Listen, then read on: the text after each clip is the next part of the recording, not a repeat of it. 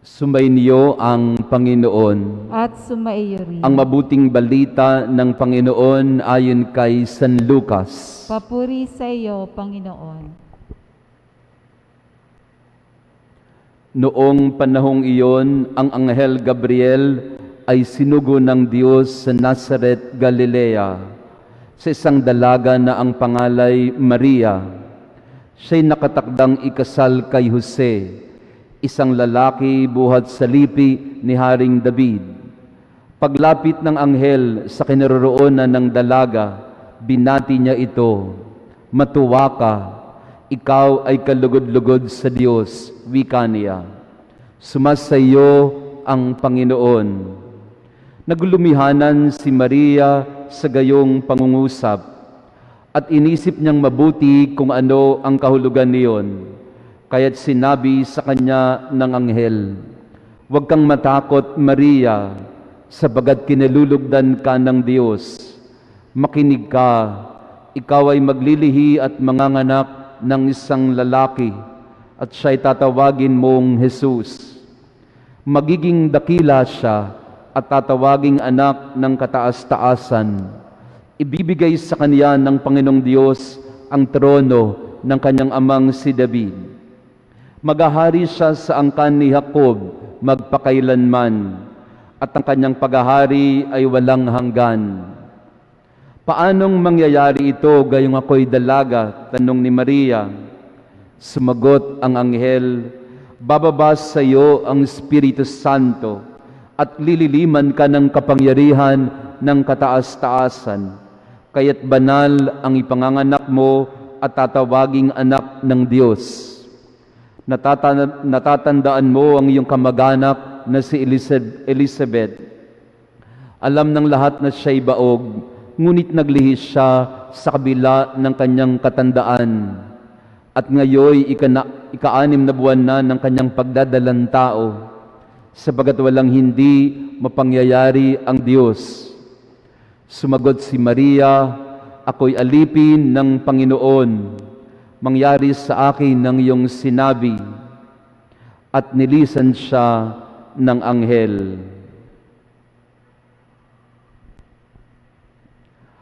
Ang mabuting balita ng ating kaligtasan. Pinupuri ka namin, Panginoong Hesukristo. Magsiupo po ang lahat. Magandang umaga sa inyong lahat, mga kapatid na nandito ngayon. Lalo tigit ang mga nakasuot ng blue. Pare-pareho tayong nakasuot ng blue dahil ngayon ay dakilang kapistahan ng Immaculada Concepcion, ang kalinis-linisang paglilihi ng Mahal na Birheng Maria. Kasama pa rin natin sa ating pagdiriwang ang mga kapatid natin na nasa kanilang mga tahanan. Pinagdadasal din natin ng kanilang mga natatanging kahilingan sa araw na ito. Kung may, ano bang araw na ito? Holiday ba ngayon, ano? Working o non-working? Ha? Special non-working. Special non-working. Tama ba? Special non-working. Kaya nandito kayo dahil holiday ngayon. Kaya kung meron mang isang bagay na magandang ginawa ang ating presidente, yun po yun, no? Isang bagay na gawing holiday ang December 8 ulit. Nakakatuwa naman po na bagamat minsan ay nagsasabi siya na hindi siya naniniwala sa Diyos, pero naniniwala naman siya kay Mama Mary, no? Kaya okay na rin. Pero itong araw na ito ay mahalagang mahalaga sa ating mga Pilipino, sapagkat tayong mga Pilipino ay talagang makamaria. Kaya nga ang tawag sa atin ay Pueblo Amante de Maria, bayang sumisinta kay Maria. At nararapat lang naman kasi tayo mga Pilipino ay tunay na nagmamahal sa ating mga nanay. We are a matriarchal society. Yung ating mga tahanan ay pinangungunahan ng mga nanay. Kaya kung wala ang mga nanay, ewan ko lang kung anong mangyayari sa mga tahanan natin. Itong ating pagdiriwang ng Immaculada Concepcion ay hindi tungkol lamang kay Jesus. Bagamat yun ang binasa natin na ebanghelyo, ang paglilihi kay Jesus. Pero bago ito, ang paglilihi kay Jesus ay ang kalinis-linisang paglilihi sa mahal na Birheng Maria. Dalawang bagay lang po ang nais kong ipaliwanag kasi napakahaba ng paliwanag sa doktrinang ito o dogma ng Immaculate Conception. Simplihan po natin ng kaunti para mas maintindihan natin. Dalawang bagay ang dapat nating maintindihan. Una, ano ang pinanggalingan? At pangalawa, ano ang layunin? Saan nanggaling ito? At ano para saan ito? Pinanggalingan at layunin. Alam natin na ito ay formal na itinakda bilang dogma o doktrina ng simbahan ni Papa Pio noong 1854. At nung nagpakita naman ng mahal na Birhen kay Bernadette noong 1858 sa Lourdes, binanggit din niya ang kanyang pagpapakahayag ng kanyang sarili, ako ang Immaculada Concepcion. So na formal na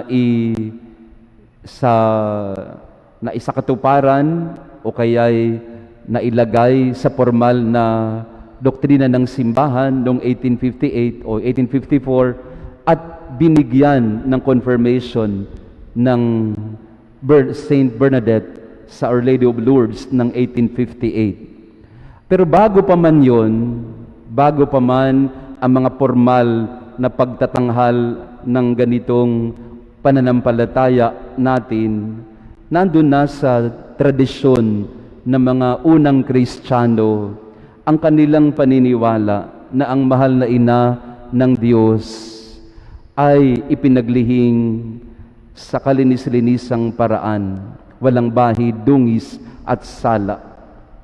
Ito ay naging bahagi na ng kasaysayan ng ating mga unang Kristiyano sa kanilang mga tradisyon.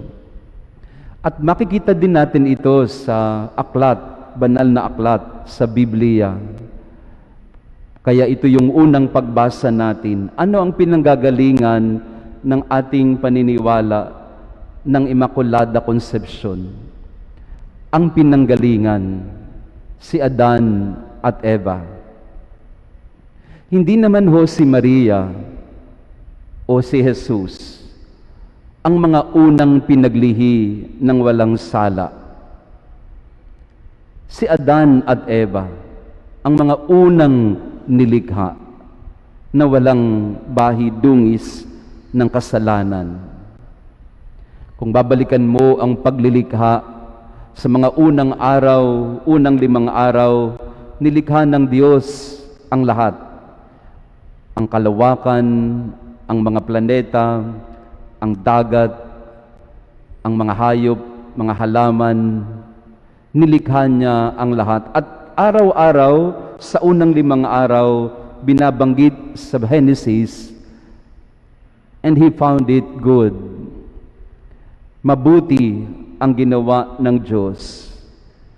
At nung nilikha niya si Adan at Eva, nag-iba ang tono ng aklat ng Genesis. He created them in His image and likeness, and He found it very good. Nilikha ng Diyos ang tao na kanyang kawangis, at tuwang-tuwa ang Diyos sa kanyang nilikha. Kay ganda, kay buti ng kanyang nilikha na tao. The apex of creation, sinasabi sa ating katesismo. Kaya, hindi po si Maria ang unang nilikha o pinaglihi ng walang bahid, dungis, kasalanan. Si Eva at si Adan. When God created us, He created us very good. Created in His image and likeness. There was this purity, innocence, when God created Adam and Eve. Yun nga lang alam natin na nangyari. Pakatapos na likain ng Diyos si Adan at Eva, nakawangis niya na nilikha, kung hindi man pinaglihi ay nilikha ng napakabuti, kay buti ng kanyang nilikha. Nakalimot ang dalawa. They turned away from the original design and intention that God had for them. The fall. Nagkasala si Adan at Eva. Sinira ang kasunduan sa Diyos. Tinalikuran at sinuway ang Diyos. Sa katekismo, ang tawag natin dito ay ang original sin. Ang pagkakasala ng ating mga unang magulang. But in the beginning, they were created good, very good. Created in God's image and likeness. And beginning after the fall, when they were expelled from paradise, humanity has been subjected to this condition of sin. Our basic inclination towards sin, our basic weakness as human beings, our basic tendency to turn away from God. At doon nagsimula ang plano. Oo, pinalaya si Adan at Eva sa paraiso, ngunit pinangakuan naman sila ng Diyos na darating ang panahon, kayo bibigyan ko ng manunubos, na hindi kayo nakasadlak sa kasalanan at sa mga epekto nito sa inyong buhay. Magpapadala ako sa inyo ng gagapi ng kasalanan at kadiliman, pati na nga ang kamatayan. Ito ang pinanggalingan ng plano.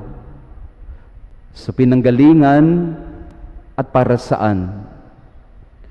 Gustong baguhin ng Diyos ang sangkatauhan. Kaya kailangan niya ng bagong Eva, bagong Adan. So like Eve, who was created good, God created a new beginning for humanity by way of Mary, who will eventually bear in her womb Jesus. Kaya hindi po natin maiintindihan ang Immaculada Conception kung hindi natin babalikan si Adan at Eva. So in a way, the Immaculate Conception is the great reset for humanity. Panibagong simula sa sangkatauhan. Nilikha ng Diyos ang panibagong Eva para makapagsimula ulit siya sa pagbubuo at pagliligtas sa sangkatauhan na matagal na nasadlak sa kasalanan at kadiliman. Mary is the new Eve. Kaya nga, kung ilalagay natin sa konteksto ng ating panahon ngayon, si Maria ang unang tagatanggap ng vaccine. Hindi siya dinapuan ng virus. Sino po ang nakapagpahayag ng ganito? Isang Franciscano.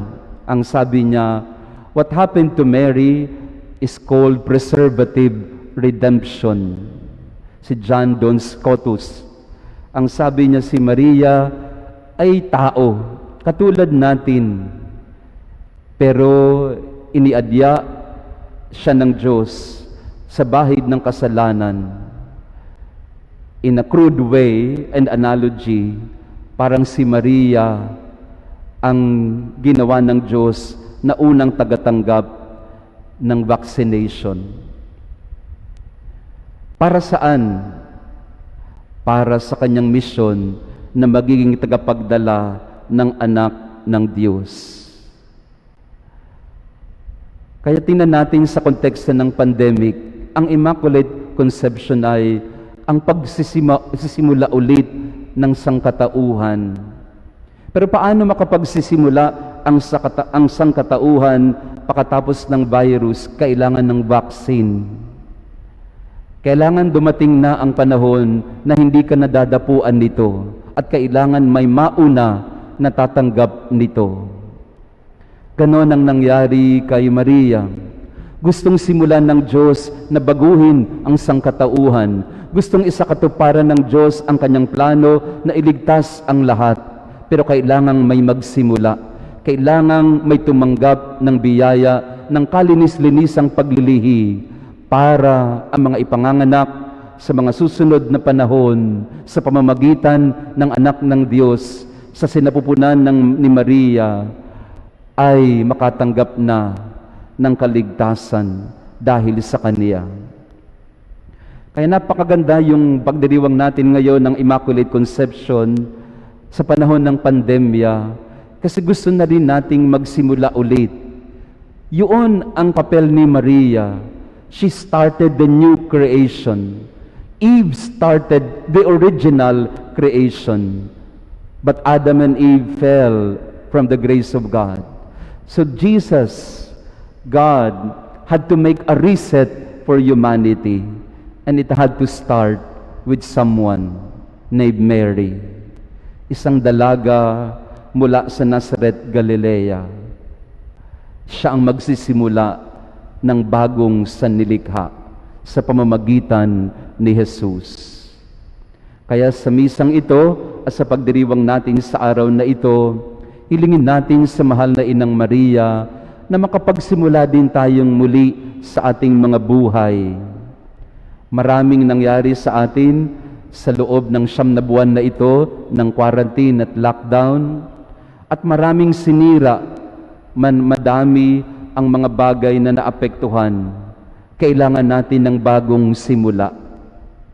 We are like Mary, being conceived anew because of this pandemic.